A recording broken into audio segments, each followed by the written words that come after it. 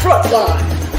There's talking behind comic scenes, behind the comic scenes. Mark, J, and Tim. It's the spin-off that has survived. There's no yawning to find the meaning. Is it good? Is it shite? G.I. Joe, Frontline on.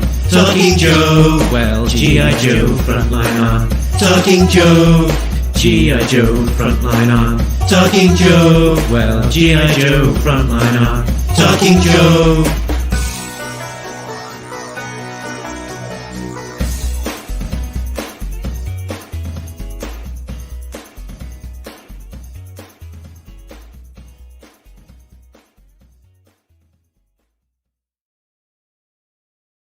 Hey, welcome to Talking Joe. We are talking Frontline, and specifically we are looking back across the sweep of the entire 18 issues with the Golden Joe Awards. We'll be giving out some awards for our highlights and maybe a few lowlights, but we're going to be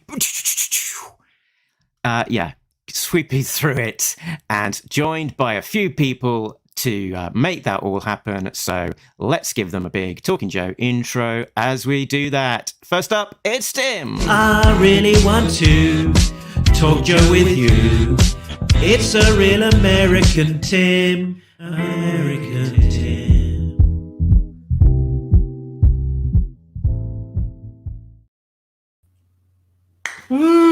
Hello, viewers and listeners. And hi, Mark. Hello, Tim. Good to have you with us once again, and on standby underneath your desk, as always, for when the call comes. That's actually where I am the rest of the week. Excellent. Who do we have next? Do the Bartman. Everybody back and forth side to side. Do the Bartman. Wow, man. Wow, man. It's the Bartman. It's our pal Bart, joining us from somewhere that looks slightly less like it might be a desert this time. Yeah, I'm in my basement in Pittsburgh. Excellent. And so how's things with you? Pretty good. Literally, 10 minutes ago, my Valverse order just showed up, so that's a good day. Other than that, I started a new job on Monday, so working through that. Wow. Everything else is pretty much the same. See, now you've given some context, because I was going to say you were just showing off your impressive package before we before we started. But and also you got those Valverse toys as well in the post, so that was good. Yep. There we go. A bunch of those guys. Woo, woo, woo. Looks good. Yeah. So without too much further ado, let's see who the next person is waiting to join us.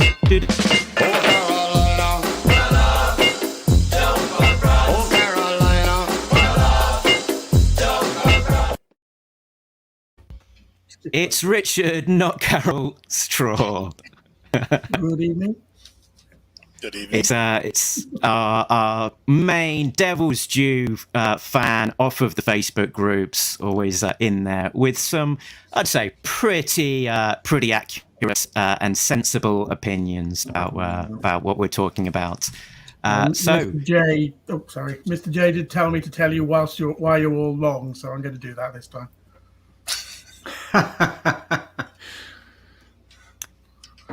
yeah, so we'll just wait for that to happen. I don't think it's going to happen. So, and then as we go along the show, we might also have some other people joining in with the fun. We shall see. But why are we here? This is why. Oscars. It's the Golden Joes. Not about them Joes. shows. This award segment has Golden Joes. I don't know if you can see the video or not. I'll try that again. Okay. And we're back, I think. So Yes. there we go. It's the Golden Oh. We could see the video and we could also hear you talking into your mic. Okay. We might give that another try at the end. But it's the Golden Joe Awards. So we will be having a look at some of the key categories of we'll be having a few different categories, looking at the run of Frontline with a critical eye as to what we thought about the books. So as we've been sort of reading in them along and discussing them, Bart and not Carol, what have been kind of been the temperature check for you guys? How have you been feeling about these issues, looking back on them 20 years later? When I first read them, I thought they were interesting, pretty cool, except for the was it Snowbound or whatever that one was. I felt was kind of a ripoff of a movie, but it was still kind of cool. I really haven't read them since they came out until like last week. I went back through and read them real quick. I mean, they're enjoyable. It got better as it went. Maybe if they had another 20 or 30 issues, they could have come up with something pretty good. But it was just all right. I mean, I didn't read Richard? these originally. I didn't read these really? originally. I read them on sort of dodgy download a few years ago. I'm probably not allowed to say that. You know, as a spin-off goes, it's not special missions, but then nothing special missions because that's the best G.I. Joe comic of the lot. But I'm kind of looking at the hit rate, and I think there's one storyline that's a disaster, but the rest of it, I like them. I will defend them. I mean, obviously, I will always defend them. There's one other that I put a comment on today that I don't think is very good. I just like the different feel, and unfortunately, I really do like the ice story. I think that's tremendous, but never mind. So, I've discovered them. I like the different feel of them. It's not all brilliant. Excellent. But, hey. All right, let's get on into it. So first category is best cover. So what have we got for best covers? There was a lot of them. There wasn't just 18 because there was variant covers. So we're looking at almost 25 covers to choose from. And between myself and some of the comments that I got in, this is the short list that we came up with. We've got issue 1 by Dave Dorman, issue 5 and 8, I think that is, Tony Harris, and issue 11 from Tim. Please remind me, it's Francis Manapul. Francis Manapul. So we should give J.D. Metler credit for coloring 5 and 8 because he really is half of the work there. Yes, that's a very valid point, Tim. The colours on those, a massive part of what makes them really pop. What do we think of these? I think sort of probably going into this, I would have thought that I would have naturally gravitated towards Dave Dorman, like his work from Star Wars and so on, and was very impressed when he was announced back in the day as the cover artist. But I think out of the lot and sort of with today's eyes, I think I would go with the number 5 from Tony Harris and Metler crew. Sort of just a very dynamic image and sort of just that color palette. Just I think really works for me. When I was in college, I took an illustration class with a guy who had painted covers for some comics and a lot of paperback novels and some Magic the Gathering cards. And he talked about like what goes into illustrating the cover of a book. And when we read a lot of comics, particularly when the covers are more pinups or cool shots, I think sometimes we forget what goes into the thinking and the work that goes into telling a compelling story with one image and just drawing the best version of that concept. So issue number 5, whatever you think of the story, I think that sort of rises to the top of iconic Devil's Due covers. Emotionally, my favorite may not be on this list. It's probably Dave Dorman's painted cover for is it issue number 3 with Snake Eyes Scarlet reflected in Jestro's mask, because it's maybe the first time we'd ever seen that image pulled off that way. It's like we've seen things reflected, or in the case of that panel in issue 21, not reflected in Jestro's helmet. Yeah, so here's a very JPEGy RGB CMYK wires crossed version. And though I do like Norman's work on the cover to issue 1, I don't think the composition is his strongest. It looks like there's room left over for copy on the sides. So emotionally, it's issue 2, thank you. But in terms of like G.I. Joe, Harris and Metler on 5. But I went for number 8. To me, the angle that his head's tilted and the way he's holding that pistol looks pretty realistic, and just the artwork itself looks realistic. So I thought that was a pretty cool scene. It's kind of like he's got a guy on the ground, gun to his head kind of thing, giving him the old Dirty Harry. If I can say one thing about 8 too. For a long time at Marvel, there was a rule that can't point guns out at the reader, and it's cool to see that with Frontline 8. Excellent. Richard. Yeah, I mean, I'll probably say this a lot, but due to dithering, I didn't get my nominations in. So my favorite cover is actually 18 because it's mad, the roadblock figure one. But of these nominations, 5 by a mile. I mean, 8's a very nice piece of work, but it doesn't really say much about the story. Whereas 5's it's just thoroughly exciting, and I'm sure all the technical stuff about it is correct as well. But since I'm rubbish with art, it's just how I respond to it. And 5 is just by a mile the best cover of that one of the best covers, full stop. Richard, got everybody very excited with that helicopter on the Facebook group. Richard, could you spend a moment talking about 18? Even though it's not here? I only just listened to your podcast for 18 this morning trying to catch up. And I just like the figure image. I like issue 18. It's totally, utterly mad. Obviously, that's a discussion for another moment. And I just like the idea of the figure cover. You talk about it, obviously, on the podcast. I can see the technical things that you say about it. Absolutely fair enough, but I just think it's something that's in keeping with the sheer lunacy of that issue. And a bit ahead of its time. So I think the Star Wars comics, when Marvel took over, started doing these. I think they did the full picture on the cover rather than the idea of something in context. But I just respond to things that are stupid, basically. So, what I did not quite the right word.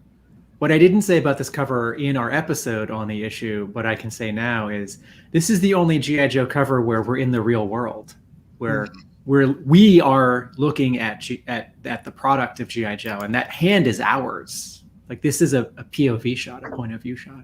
So that is in keeping with the crazy of the issue.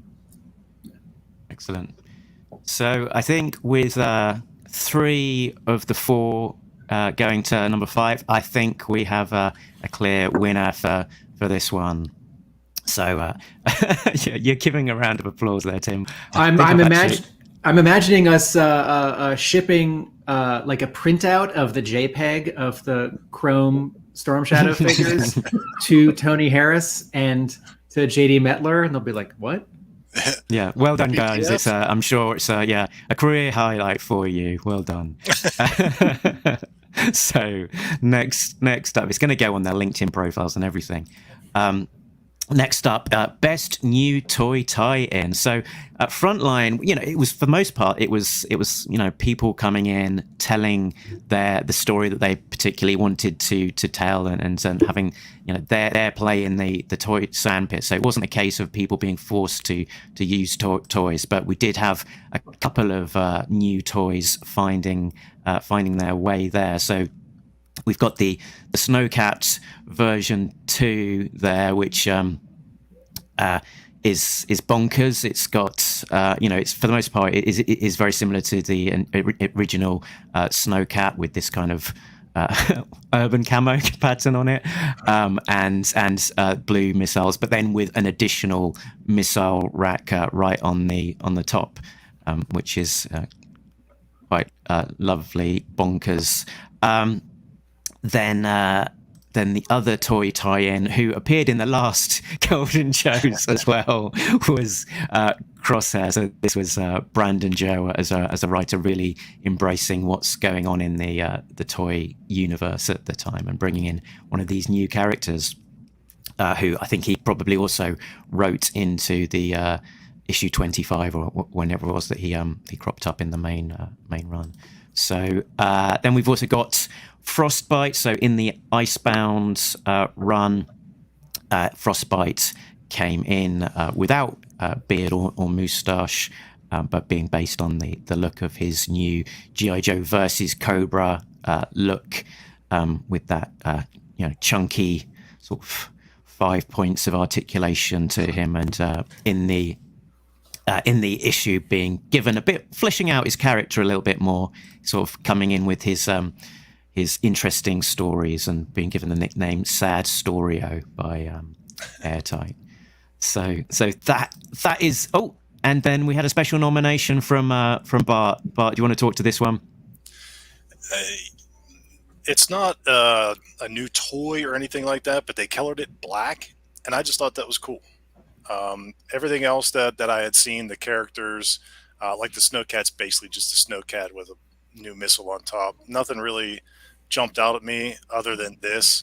I think they colored another vehicle black or something or whatever, but I just thought that was really cool, like a stealthy companion to the Night Raven kind of thing with the Condor. Yeah, and in the story itself, they kind of missed some of the toyetic components of the Condor, because the Condor was damaged, but instead of using the ability to kind of shoot the front off as a separate vehicle, he just continued on back to base. But oh well, never mind. So there we go. There's the 3 shown, but with an extra one on the end that I forgot to add on. What are we going for the vote?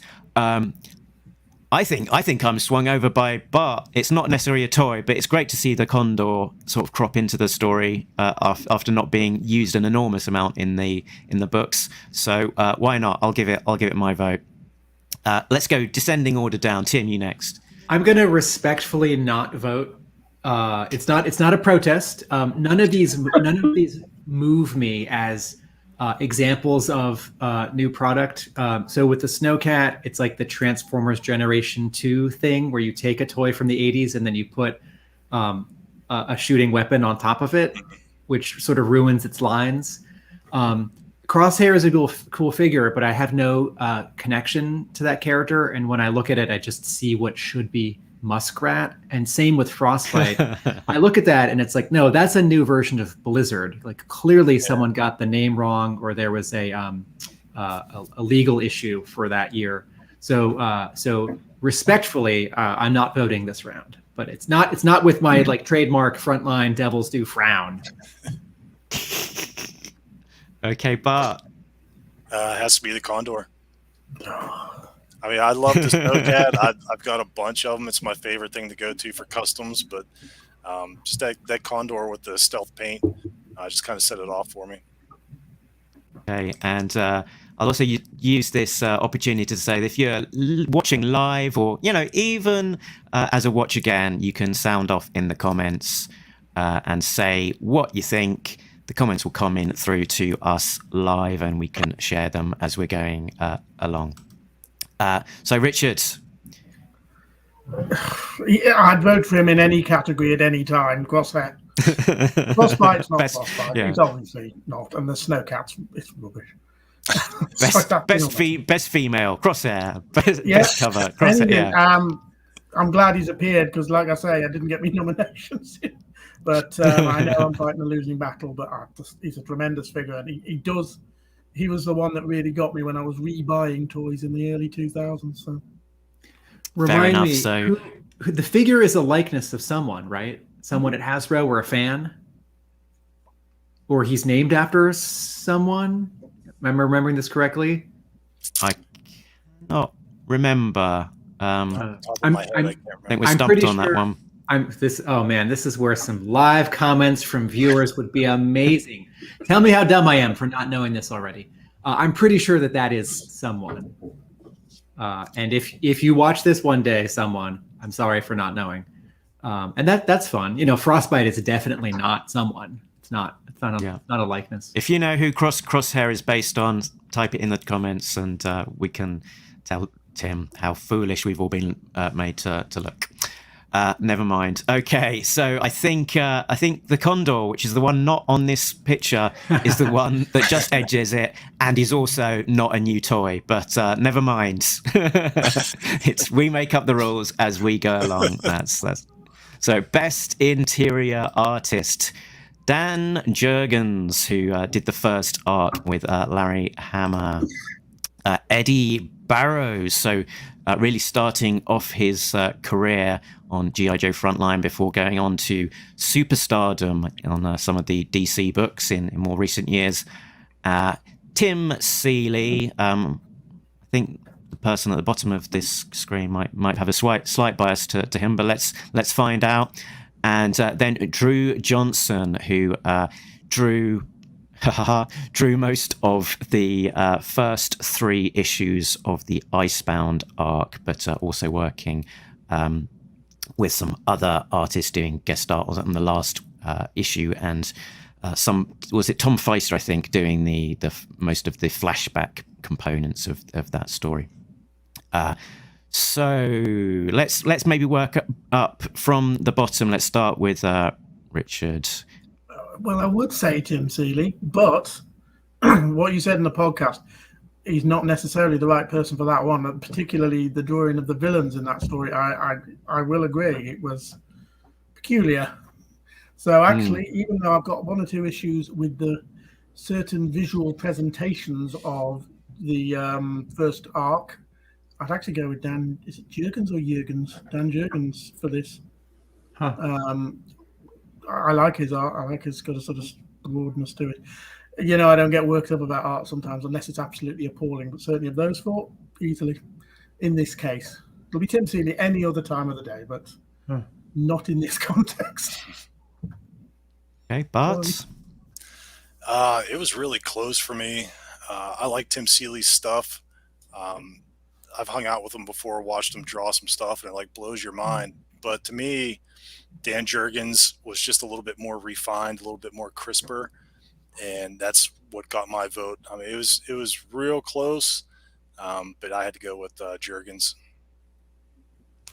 So, pound for pound for me, Drew Johnson is the halfway point between the sort of old school 80s Marvel art that a Dan Jurgens represents, the Ron Wagner, the Rod Wiggum. He's sort of halfway between that and the slicker, flashier art of 2000s comics, like Image Comics.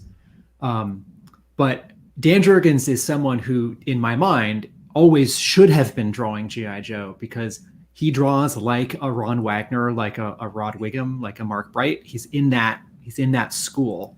And though this arc is not his best work, and as you may recall, I didn't love the coloring in the arc, though I should say I didn't love half of the coloring in the arc and the story itself. What a thrill it is to see this artist draw this book, sort of finally. So, Dan. Wow, I think we got a clean. I think we might have a clean sweep, because until I thought about this question, I didn't think it probably would be Dan Jurgens, because that first arc did have its flaws, but he's one of these artists who you think, yeah, of course, he would draw G.I. Joe. It's he's very much in that style of the classic G.I. Joe artist, and there is something very satisfying about seeing him draw G.I. Joe. But I think all of the runner-ups on this slide share, have a well-deserved almost second place here. That I think they equip themselves well. I think generally the art between these guys was good. Does that mean we're sending a golden Storm Shadow to Jurgens and a silver Storm Shadow? They're the other 3? I think so. I think that must be what happens. This is early in Seeley's career too. I mean, he's only gotten better since. I remember telling him one time, how amazed I was with his stuff and everything, and he's like, "Why do people keep saying that?" He's like, "I'm new to this. I'm just starting on." It's like, well, dude, your stuff's good. Yeah, it's a good point, and I look forward to sort of, as we progress through the next few issues of the main run, starting with 26, to see more of Seeley and how he develops in this early stage of his career. Can we get Richard, that? it looked like you were about to say something. No, I don't think so. Okay. Sorry. Can you make the fireworks go off? Are you doing that? Are you doing that for every slide? We don't have to do it for everyone, but yeah. Thank you to Dan Jurgens. Your statuette is in the post. I think and, after to Jude Johnson for you're doing so well on Icebound, you get an honorary snowstorm. There we go. I bet after writing and drawing Superman for like 7 years, launching a new Spider-Man book in the middle of the Clone saga, I bet if someone could tell Dan Jurgens that 4 men think that he's the best G.I. Joe spin-off artist of the middle 2000s, I think he'd be really moved by that. he probably would. He'd probably say, I drew that? When did I do that? Okay. And if you're watching, feel free to sound off with your nominations or who you think should have won it in the comments as well. So next up, what do we have? It's Best Joe Character. Ooh. So we have got Flash. We have got Duke there. We in part I think adding Duke there because we did have a special guest who was due to join us, who hasn't, who would have appreciated him being there. So let me just do one thing. So actually, while we're talking, I'll do something. Then we've got Chuckles, obviously the lead character in that history repeating arc, and also Beachhead, who saw a rare spotlight in his solo issue. So let's start with Flash and Bart. So you nominated Flash to be up here. Why was that? It's kind of like the Queen song. He saved every one of us. He grabs the bazooka, he runs out there and blows some crap up.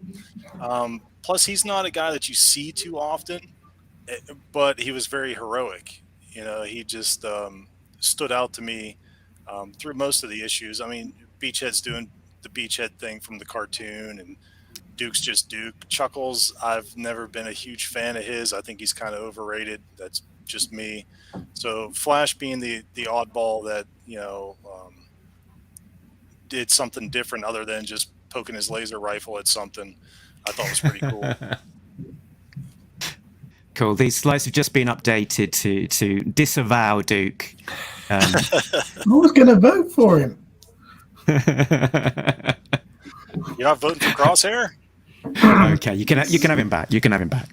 I wonder if Mark, by showing 2 of these characters from their covers and not interior panels, if inadvertently, without meaning to, you're putting the thumb on the scale. Because what's more impressive than this drawing of Duke and this drawing of Chuckles that have already, these specific drawings have already been nominated for a different award. But I also understand putting together a slideshow is a lot of work. I'm going to vote for Chuckles, even though that arc has a strange halfway point. We got a cool explanation from the writer, and I think Chuckles is an endlessly interesting and usable character in G.I. Joe, and since he doesn't do much in the animated movie and all of the animation, and what he does sort of doesn't make sense. With the missile, throwing the missile, which hasn't been armed. I also like that this story, and this may sound like an unfair comparison, but I see it as a cool sort of progression of G.I. Joe storytelling. This story sort of looks ahead to the last laugh at Devil's Due. But my vote is for Chuckles. Yeah, I think you said it all there, Tim. I absolutely agree. For me, it's Chuckles, a character that didn't really get a huge amount of time in the original run. established him as a real interesting character in the pages of the comics, and really acted as a precursor to then the Last Laugh Cobra story that IDW followed up with a number of years later. So for me, Chuckles. So, Richard, I think you might have just tipped your hat earlier as to where you might be voting. But... I was lying. No, it would be Chuckles, actually. That's a story that I wasn't that keen on initially. I actually kind of like it a bit more after listening to the show about it.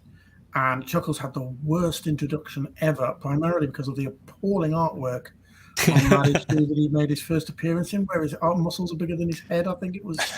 And I just, oh, dear. And this story, it's obviously I'm talking about the story as much as anything. It's a bit of a weird, wide-ranging, chuck everything at the screen story, but it actually works as his character to... What am I trying to say? I'm not even sure what I'm trying to say. It's Chuckles, basically. I do like him, and I do like him in that story in particular, but that story is so shaped around a character who I wouldn't otherwise care for. Yes, I'm afraid it is Chuckles as well. To Richard's earlier point about issue 18 and Roadblock and liking the mad G.I. Joe stuff, just the character of Chuckles, just that action figure, like Hasbro was not punking us in 1987, but Hasbro was definitely having some fun with that character. You know, it's like he's wearing a Hawaiian shirt that will never not be funny and strange, but also quite fitting, right? It's like he's undercover. Like, how do you play with action figures where like their clothes don't come off like the 60s Joe, right? It's like, because an undercover figure would look like any other figure. He'd look like Snake Eyes. He'd look like Duke, just in terms of, from the neck down. So like Hawaiian shirt, yes. Hey, Don Johnson did it. It's the Bond equivalent it's the equivalent of Bond's tuxedo. You recognize him instantly. So he's going to be a terrible undercover agent, but but that's the conceit, It's the same way that like, well, all these guys with no jackets and shirts are going to be in the Arctic for this mission.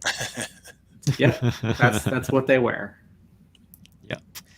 That's where we're going. So best baddie, and I've intentionally gone for the word baddie because it's a cool word, but also as a run, I originally titled it Best Cobra, but sort of flicking through the issues again, I was thinking actually the strongest adversaries in these issues are not necessarily the Cobras.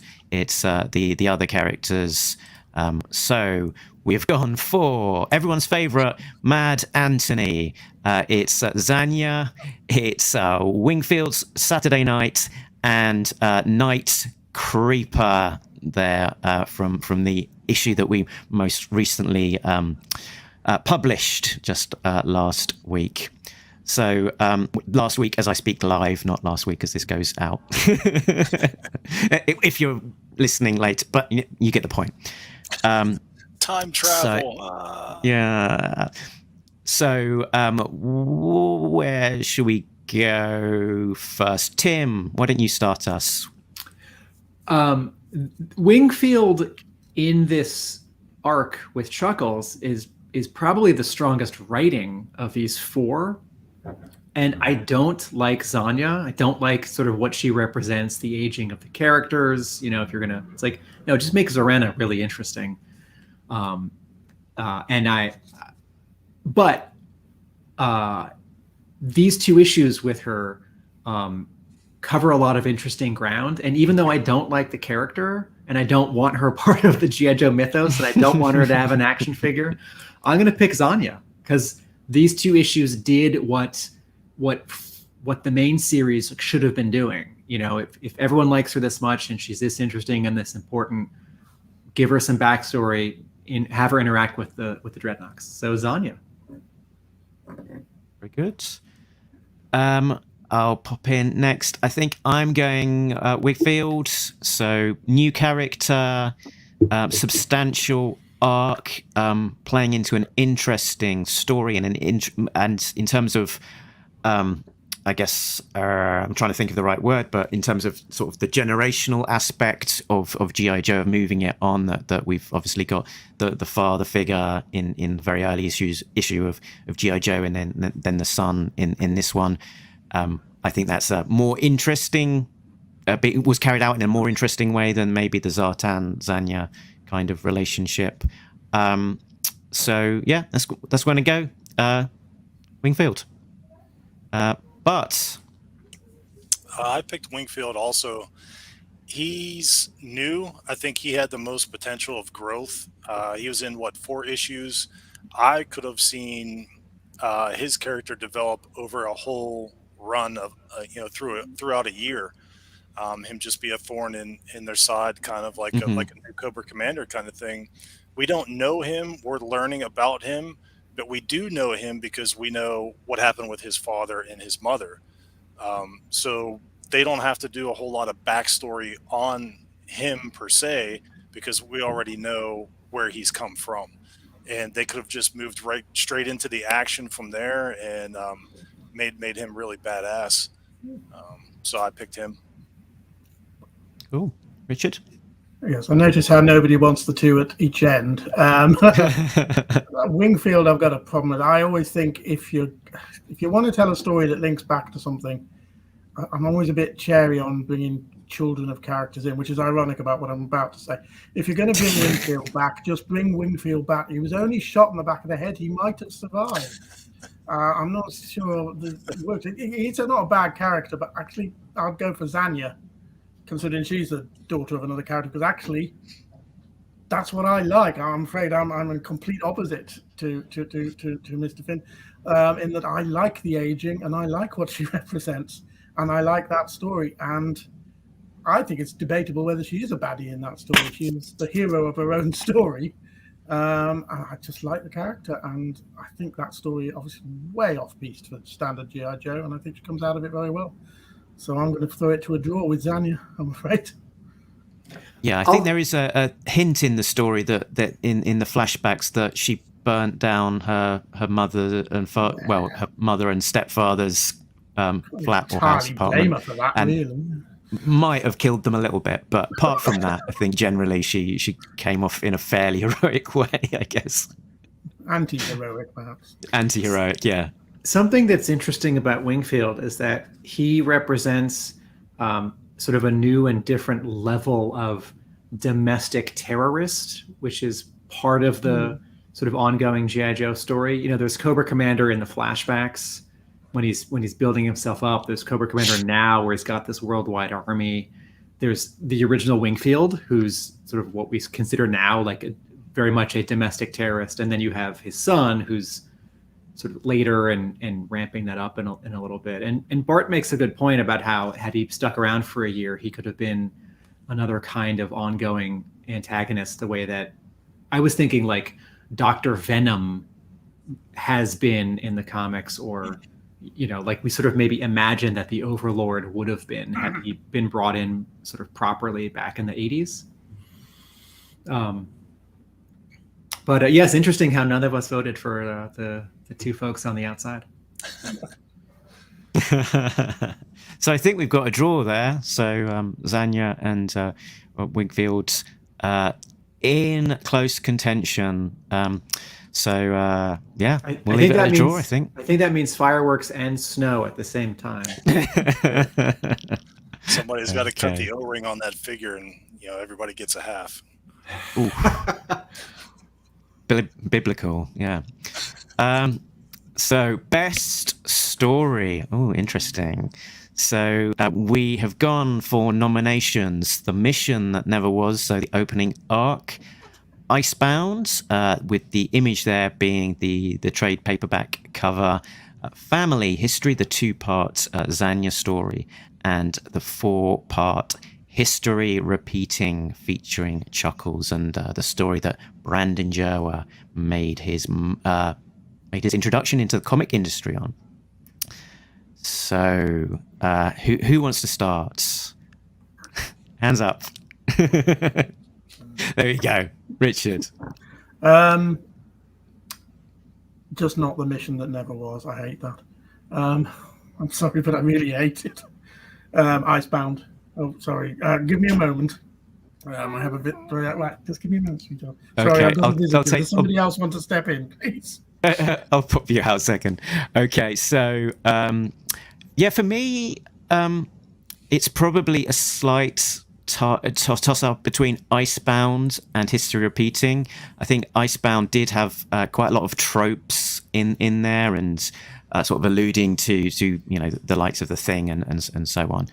But it was its own thing as well, and I think it was well done. Quite a different sort of story to other Joe stories, but not to its detriment. But I think probably nostalgia factor here, History Repeating was definitely the art that I enjoyed most at the time out of these, and I think it is still a solid piece of work. And although I didn't nominate in the end the artist for my favourite artist, I think again for an artist starting out in their career, very strong art indeed. So I think I will just edges it out. History Repeating will be my vote. Sorry about that. Tim or Richard, do you want to finish your thoughts? Just Icebound. It would come down to Icebound or History Repeating, and I loved the sort of explanation that these were sort of very contrasting pitches to taking over. One very contained, and one a huge sprawling epic. Icebound is just great fun. It's mad. Again, mad. I like the mad stuff. And I'm content that these polar bear things are definitely the mega marine, was it monster vipers? I think they're meant to be a hat to that. And I love mega marines. So this is the closest it's ever got. So yes, Icebound. Okay. Bart, why don't you go next? Pretty much everything you said. Icebound was a lot of fun, but to me it was too much of a ripoff of a movie. So just as like an entertaining story, it was cool. But my vote was for History Repeating because it was more entertaining in that world. Icebound to me is kind of like a special missions, off to the side kind of thing, where History Repeating is establishing this Frontline world kind of thing. Yeah, That's get that more world building. Yeah. Bart, that's a good observation that Icebound is basically a 4-issue special missions issue. In my memory, when I am months or years away from reading these comics, I think back to the mission that never was, and I think, oh, right, there's sort of that lost Larry Hama story with that cool, like, old school art. Like, don't I love that story? And then I remember, A, I don't, and B, Larry Hama doesn't love that story, and he has said so. And he has said so nicely. So I'm just going to repeat everyone. I'm just going to History Repeating everyone. I think Icebound is a better story, but History Repeating is a better G.I. Joe story. Excellent stuff. So History Repeating, I think, is definitely the one there that takes it. Well done to the team. I think you need to repeat that fireworks graphic. I can't. Yeah, there we go. There you go. I like Icebound because I've never seen The Thing. Which is what I assume it's a rip-off of. That's a fair point. Okay. Checking. Could be.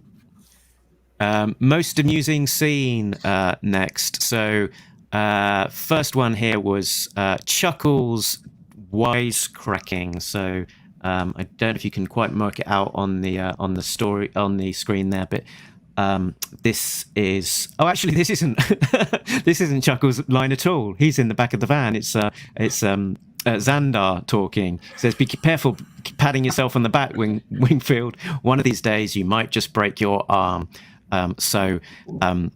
Yeah, it's not Chuckles' wisecrack, but it's there to illustrate the kind of wisecracking that Chuckles was making. If I can stretch my nomination a little bit there. The next one up is Mrs. Dimples and her projectile vomit. Some people may agree, some people may disagree.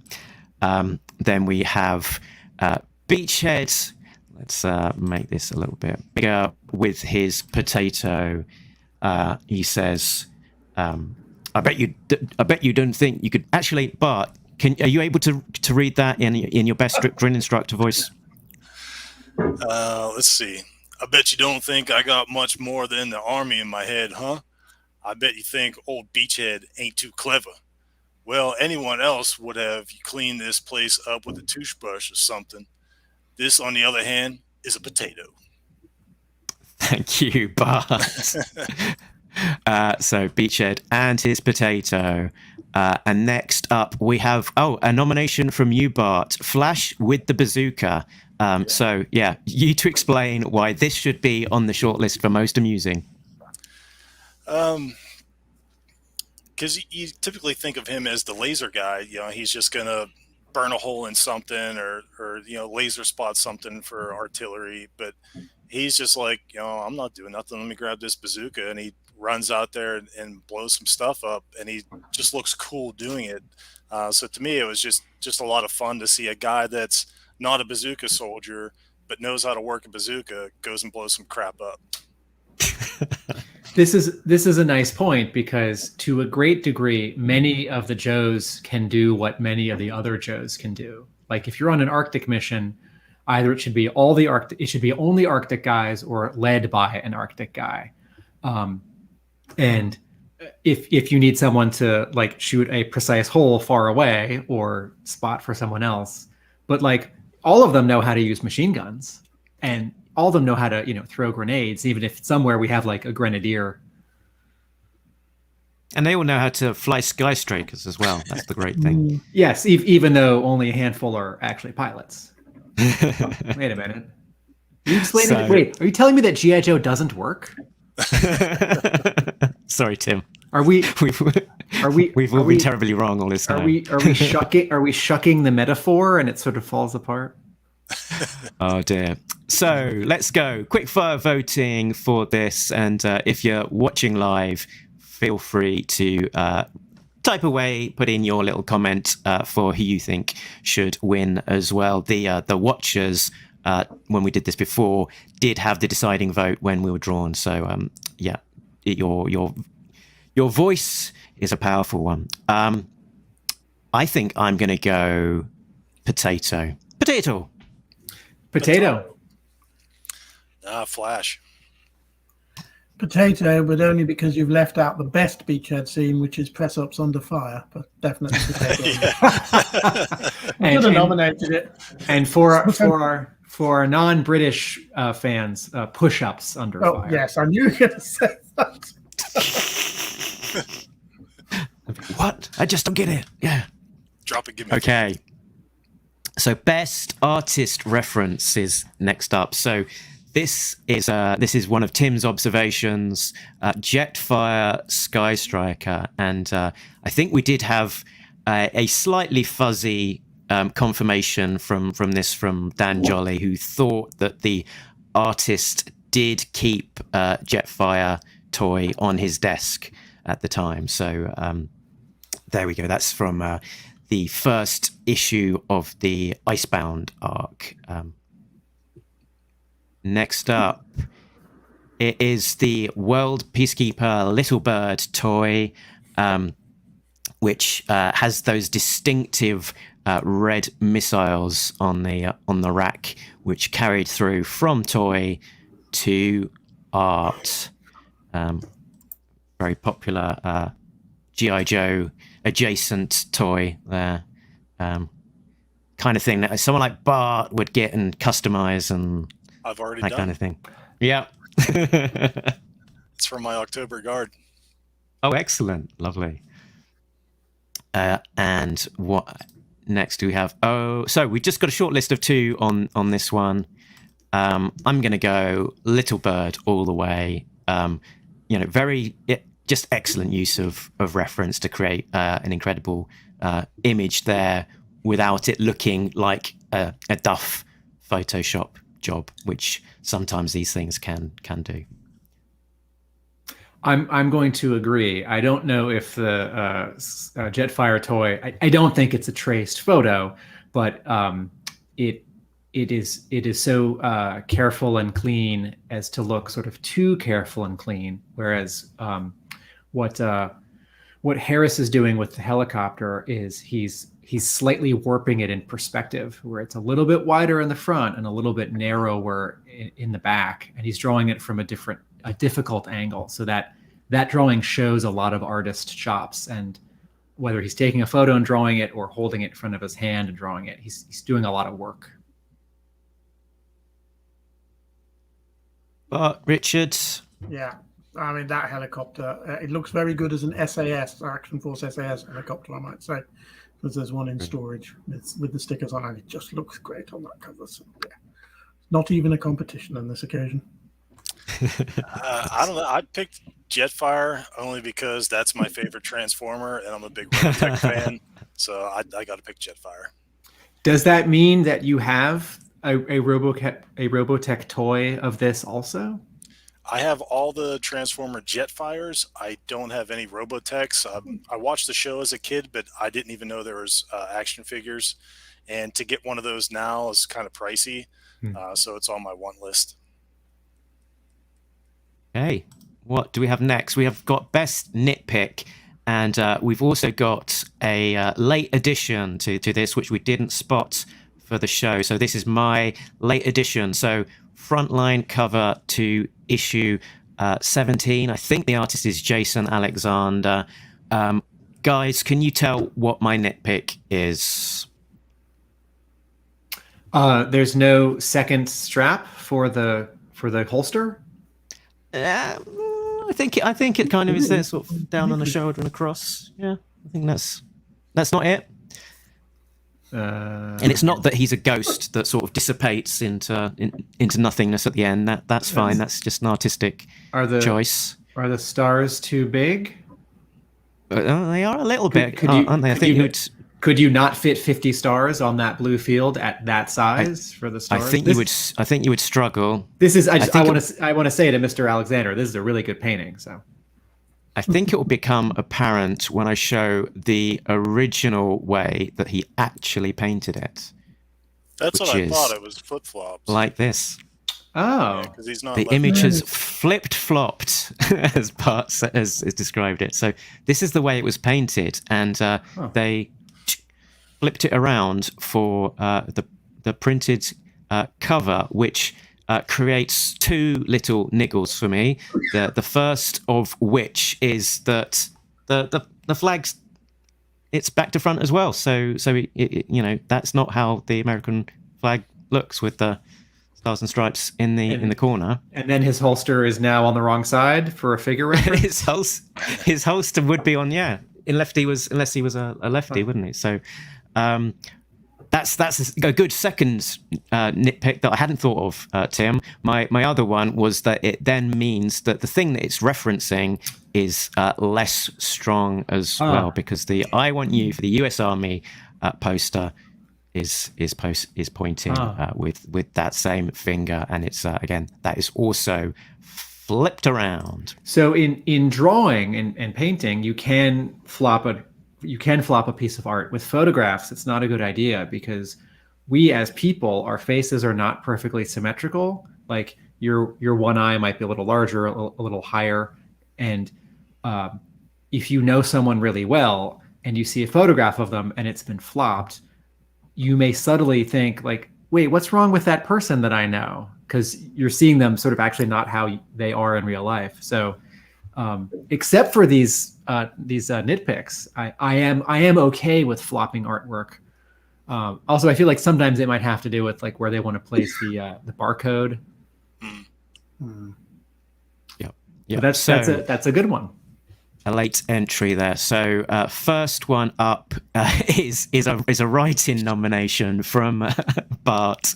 Roadblock is too big. So this is interesting as well, because on our recording for this particular issue, a certain Mr. Tim Finn notes how much he enjoys the fact that in this issue Roadblock is drawn as a big guy. So we've got some. We've got some tension here between two of our guests today. One who thinks he's too big, and one who likes the fact that he's drawn bigger than usual. So Bart, do you want to start with your case? Well, it's not his width; it's his height. Me myself, I'm 6'6", so I've got a perspective on this. But with her being Asian, you could say she's maybe 5 foot.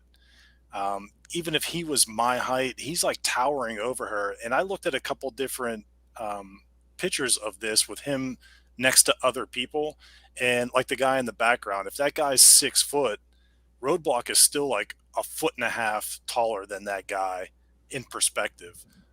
So he's just way too tall. I mean, I get the muscles, you know, he could be The Rock or whatever, but it's his height. He was just way too tall. But this whole issue is just one big silly goof. So I mean, it's okay, but yeah, he's just too tall for me. I'll half agree and half disagree with Bart.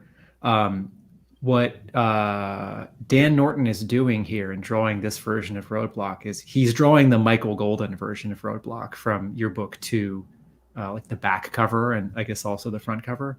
And that's a version of Roadblock that I want to see. But when I read the issue, I did think, he's kind of too tall. I think he's got the width right, but even at it sort of exaggerated cartooning, he's a little too tall. I don't mind, because I don't mind this kind of exaggeration in artwork, but I think Bart is technically correct. Uh-oh. Do I get an award? Oh, sorry. Mike Norton. Thank you. Not Dave Norton, Dan Norton. Mike Norton drew this issue. Mike Norton is drawing the Michael Golden version of Roadblock here. But I am interested in what the other options are to vote. Okay, next up we have a shiny pot of coffee. So, as often as we've seen in the Devil's Due era, particularly these early issues, the colouring technique is often highlighting maybe the wrong things or colouring in a very aggressive way, such that everything has very intense light sources on them. So here we go, singled out. The most important thing on the page are these canisters of coffee. Oh, Scarlet's got some bling on there too. Her dog tags and belt buckle. Snake Eyes has got a visor. Lifeline has got his goggles. There's all sorts of bling going on, but particularly the coffee. In this version of this panel, Mark, I'm not sure quite how you sourced this panel. If this is like a screen cap from a digital version, or if you scanned your comic and then so and so. But everyone will probably see like some crazy neon green next to Scarlet's leg, and Hawk coming in, his face is purple, and the screens behind them are pink and purple. And this is not how the actual coloring appears in the printed version or in a digital version. So this is the saturation's a bit off on it and stuff. So if the shiny pot of coffee doesn't seem like a big deal compared to everything else that's crazy about this panel, trust me, the shiny pot of coffee is a pretty big deal. But I don't know if I'm voting for this yet. So next up, we have the necklace changing color from the Night Creeper issue. So we have an establishing shot of a guy with a sword or a knife at his throat, with a sort of silverish, grayish necklace, and then on the next page, that is being cut out of context, and it's a different color, and we were all a bit like, what's that panel trying to suggest, and why is it suddenly showing us a necklace that we've never seen before? Refer back to our issue 17 podcast for in-depth discussion. Bart, how would you no prize that? It's the glint off the knife is washing out the gold color on the necklace. I'm going to vote. These are the options, right? There are no more. Last final one. Oh, here we go. It is Tim Finn special. Guns are not flashlights.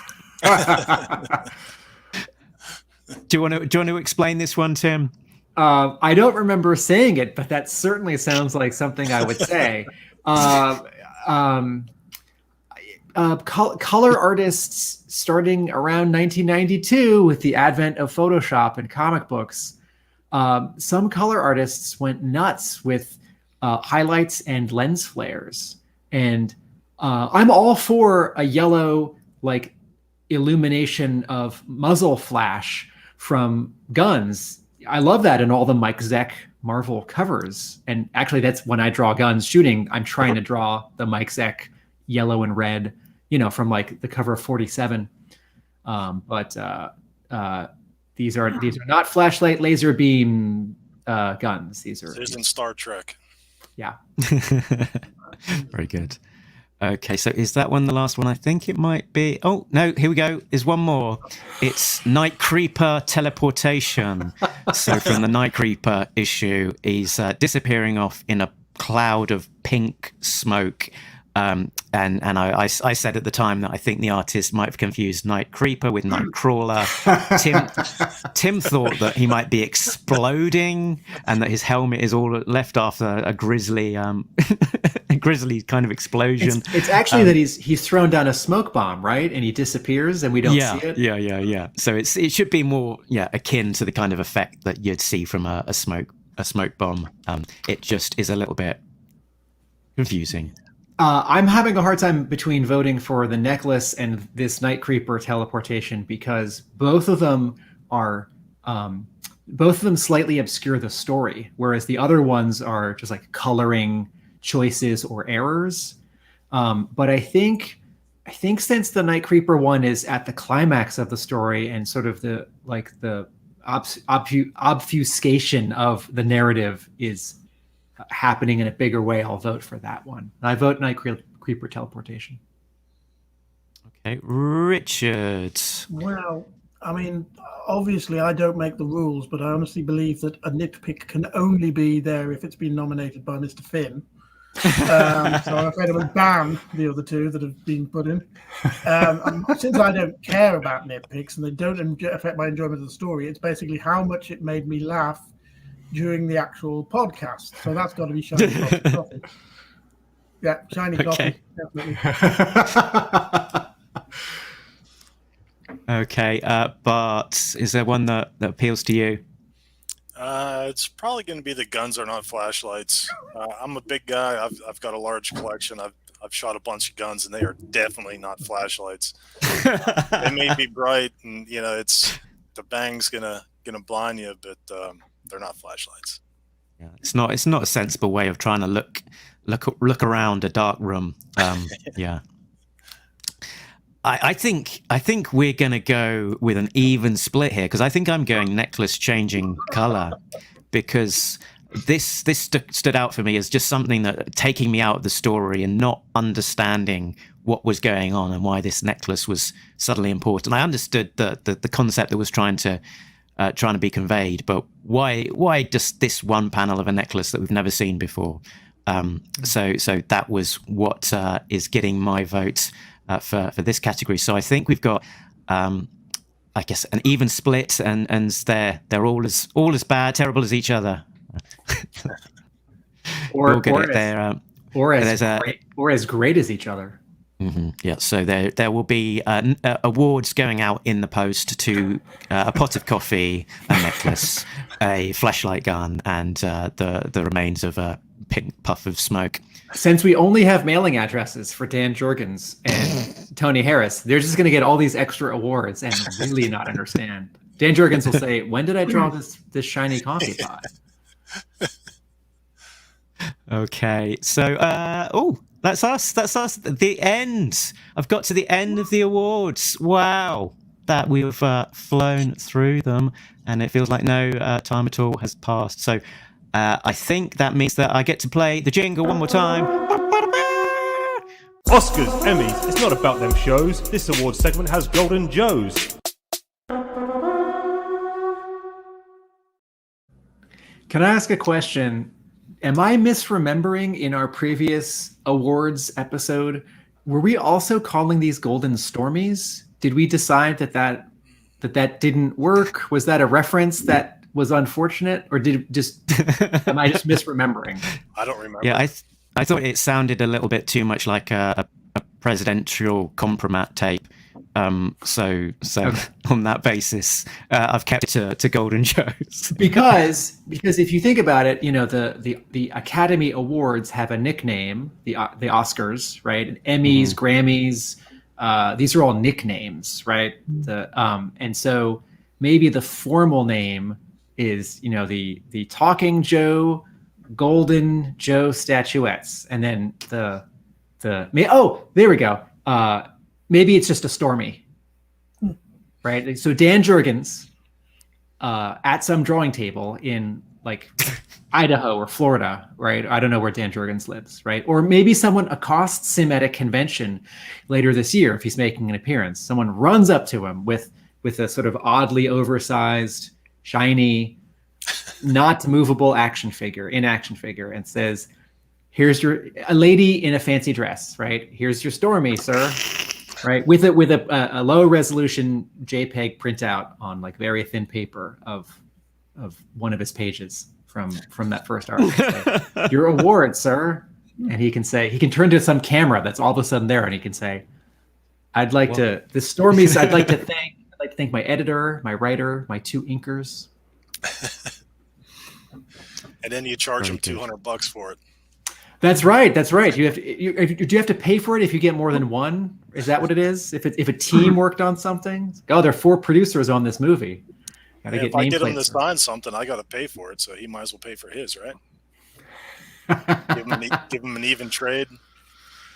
So as we're wrapping up, I've turned on our festive lights, and one is stuck up Richard's nose, unfortunately. It's the hazards of the job.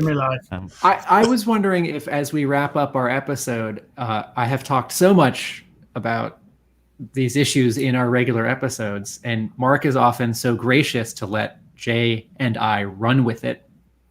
I was wondering if each of the 3 of you wanted to say something about what Frontline means to you, or, Richard had talked about how it gets better, either at the time or looking back on it. So, Bart, does G.I. Joe Frontline, do you have any sort of wrap-up thoughts?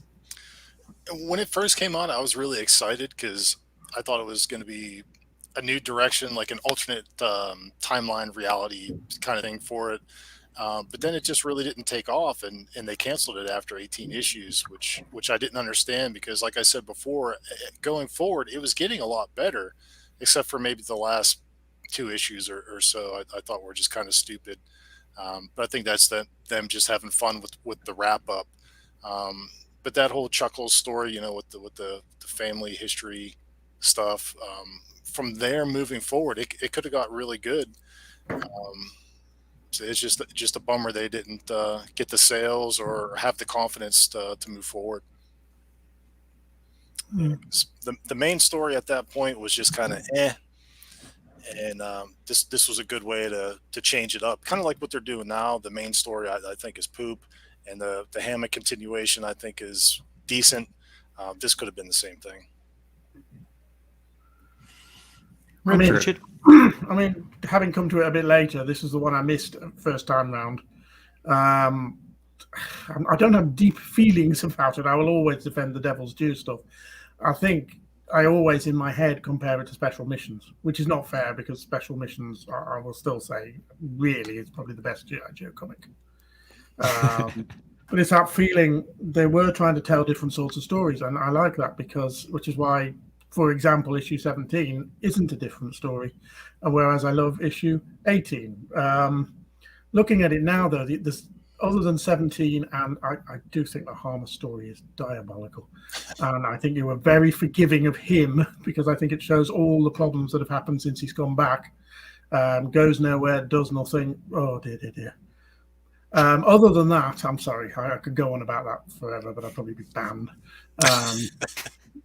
Other than that, I like the stories. I mean, when you're not reading it in context at the time, I think you lose something for how it felt then. But I like all of the other stories, and indeed, actually, having listened to the podcast, I've come to like 1 or 2 of them slightly more. I've certainly come down a lot better with the history repeating story than I did the first time I read it, simply by context of what's being said. It's a stab at doing something different, but I'm not sure the heart was entirely in it at the time. Probably just fell victim to the endless, exciting rounds of what was going on with Devil's Due. It does seem to have been an almost endless adventure behind the scenes, from what one can gather. I like it. I'll still read it. I'll still read any of them again. That's the thing. You talk about not reading them again. I'd read any of them again, even the ones I don't like. I know that's not normal, but it's decent. I think for me, there's a combination of things happening here. The kind of the initial opening gambit of Larry Hama returning and us trying to find out more about that 5-year period of, the defeat of Cobra and its reemergence as a threat was quite an exciting concept, which wasn't really met by the execution of the story, and that sort of took at the time took a bit of a wind out of that kind of initial gambit of what the Frontline might be more about.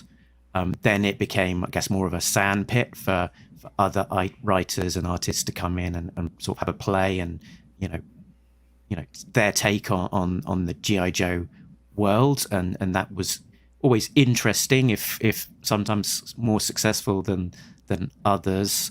I think it reached that history repeating, for me, high point where you've got a 4-part long form story where it feels like their world building and sort of having a sort of real energy around the story, which then just isn't followed up by the subsequent issues, and it sort of ends on a little bit of a damp squib. So a mixture there for me, but certainly not a regrettable reread. And I've enjoyed spending the last few episodes of Talking Joe sort of really delving in and into the detail of those issues, but also looking ahead to what comes next, because we can get back into the main series. And I've forgotten so much of that era that it will be fun to kind of reacquaint myself. My final thoughts for Frontline are, in 1989, DC Comics started the first new solo Batman monthly comic since 1940 in the form of Legends of the Dark Knight, which was initially 5-issue arcs, and they were set in Batman's first year, or less tied to continuity, and it was a chance for different writer and artist teams to come up and tell a story. And then after those first 20 issues, the arcs are shorter. And so Frontline and other comics that have done this, with Spider-Man, there's like Web Spinners or Tangled Web. I guess they've done it twice. G.I. Joe is so ripe for this. So I love the idea. The actual execution I would call an interesting experiment, but I don't think it deserves to be cast off to the sort of the side of G.I. Joe history. And in this era right now of very large collections, like at the time when it was running, trade paperbacks were, 5, 6, 7 issues worth, and they were very rarely more than that. Something like Watchmen, which is like 12 issues.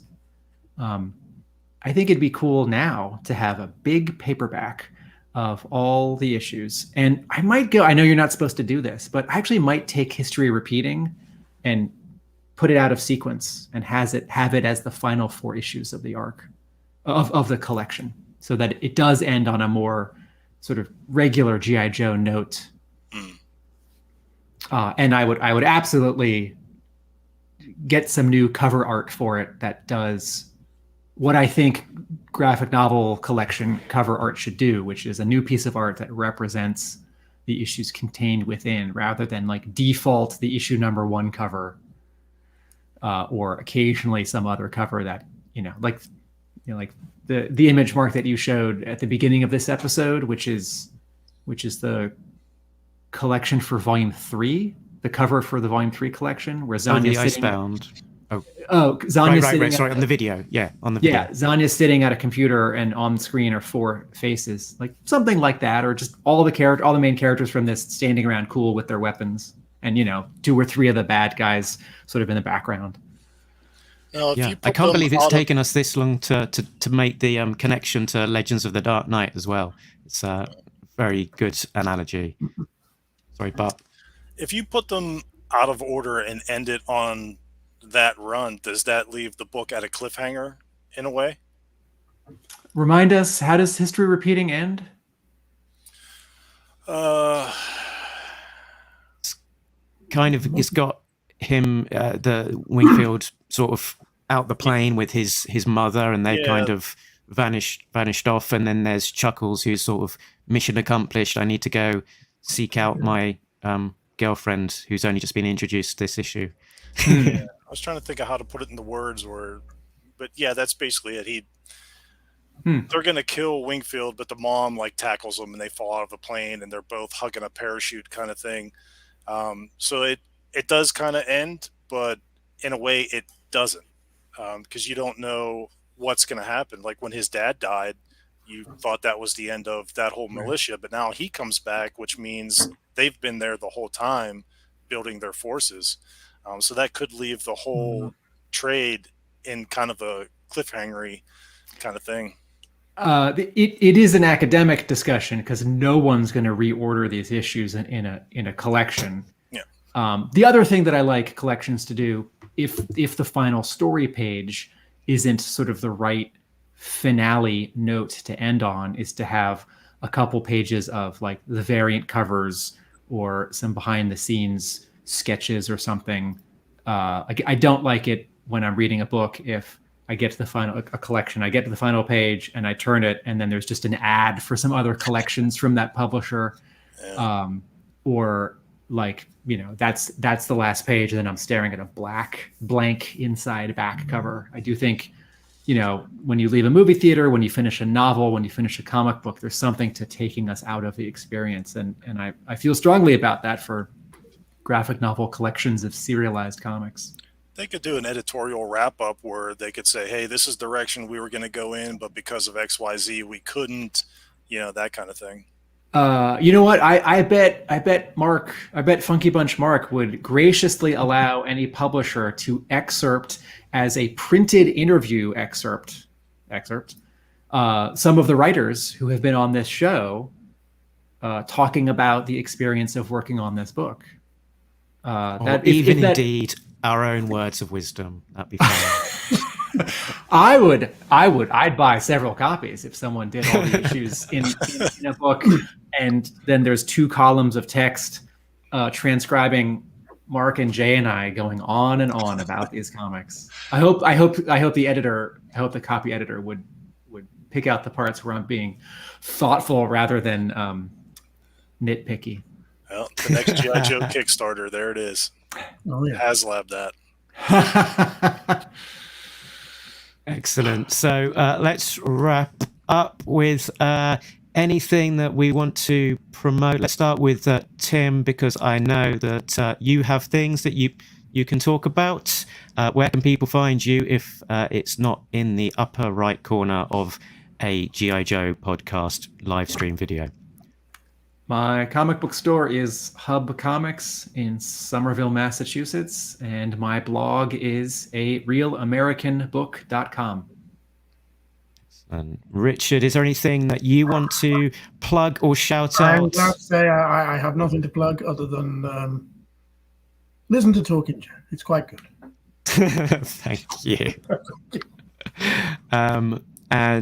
But where can people find you? Is there anything you want to shout out? I don't have anything other than Facebook. I got a Facebook customs page where I put some of my customs on, Mach 5 Customs, if anybody wants to look that up. And if I ever get off my lazy butt, I'm going to have a couple YouTube channels just showcasing some of my process in doing my customs. And the other channel, I'm not exactly sure yet, but just getting back into the country a month and a half ago. I'm still trying to get caught up on things. If you look over there, I got a pile of comics that I got to read from my time away. Then I just got all my Valaverse stuff I got to play with, so pretty busy. Got to do some proper playing. Excellent. Research. Yeah. So if people want to find us and more about the show, you can head on over to talkingjoe.co.uk. That is the website that has all of the stuff all about us and links to the podcasts, the other YouTube videos, and all of our social media stuff. So last time we concluded the Talking Joes, I was given a ribbon by Steve Jubber for having recycling his old catchphrase for our outro, which was, when all is said and done, you can get just down the road, because we've been talking Joe and we're all out of Joes, which doesn't make a huge amount of sense, but it is what we used to say. And subsequent to that, it did put us on the thinking chair, which is a thing now, and came up with a new ending, which Tim enjoys shouting out. But you are welcome to join in. The outro is, and I think that's us done. But Nobody Beats Talking Joe, a real American podcast with two guys from England this time, and two, why not? Me. Laters. Thanks, guys. Bye.